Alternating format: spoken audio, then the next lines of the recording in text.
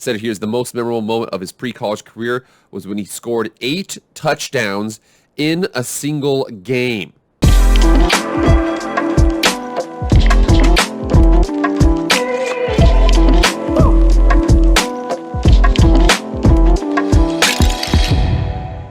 What is up, everybody? It is Jake with Master Football, back at it again. Happy Friday. Thank you so much for being here. Never been here before. This is Jake with Master Football. Pro football, college football, video game football, anything related to American football we discuss in the show right now.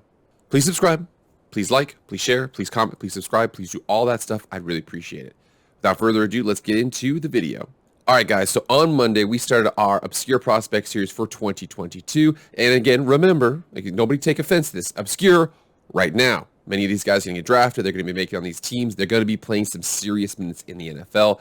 But right now, we're not talking about that. We're talking about Kayvon Thibodeau. We're talking about Aiden Hutchinson. We're talking about the big guys from the big schools. What about the big guys from the smaller schools? What about the medium guys from the big schools? We want to talk about those guys right now so we can get into that. So, started on Monday, we had a slot receiver in the NFL, Khalil Shakir from Boise State, my boys. And then we also had on Wednesday, we had a Tyler Algier, running back from BYU. So I want to stay in the western side of the country. I want to go into the Mountain West. I want to go to a team by the name of Nevada and our boy Romeo Doubs. Dubs? Anyway, Romeo Doubs. So here you are with Romeo Doubs' 247 profile. So we see here the fact that he was 6'3", 170, enrolled with University of Nevada at 8/8 of 2018. Got recruited by a couple smaller schools, New Mexico State, San Diego State, Rutgers, turned them down. Although Rutgers, I mean, in 2018 was not exactly having a good season. So doing the best that he could. But 6'3", 170. What did he turn into at Nevada? So here we are on his Nevada Wolfpack profile. And again, all this will be in the description here. So Romeo Doubs, 6'2", 200 pounds. So somehow he lost an inch. But you and I both know it's that whole basketball thing where, I'm 6'3", but then you say you're 6'4". So 6'2", 200 pounds, LA, California. You see his accolades right here. So Biletnikoff Award at Watch List 2021, All Mountain West First Team 2021, Biletnikoff Award Watch List 2020, All Mountain West First Team 2020, and then All Mountain West Honorable Mention in 2019. Very decorated receiver.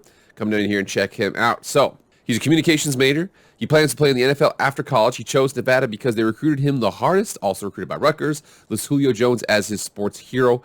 Not quite Julio Jones in the explosion, but another tall receiver we are going to compare him to in a second here. Said here's the most memorable moment of his pre-college career was when he scored 8 touchdowns in a single game. Well, he didn't do that in college, but he had himself a really good career. So 4-year player, several-year starter. So we see the fact that his freshman season, 43 catches, 562, and 2 touchdowns. And then very next year, 1 more catch, but almost 100 more yards and 2 more touchdowns. Then his junior year, very, very good year. 58 catches, 1,000 yards, 9 touchdowns at 17 yards per catch.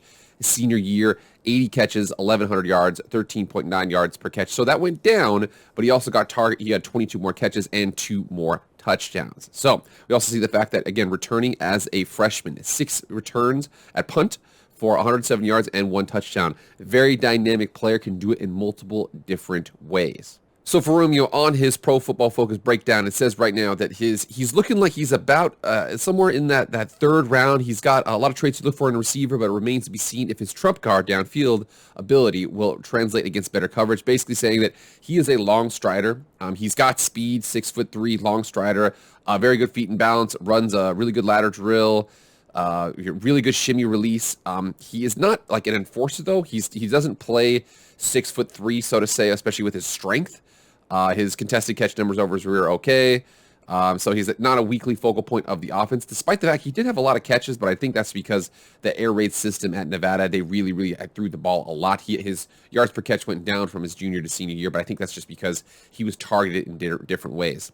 So where he wins, he has build-up speed. He's a long strider, but once he gets cooking, man, he can pick them up and put them down.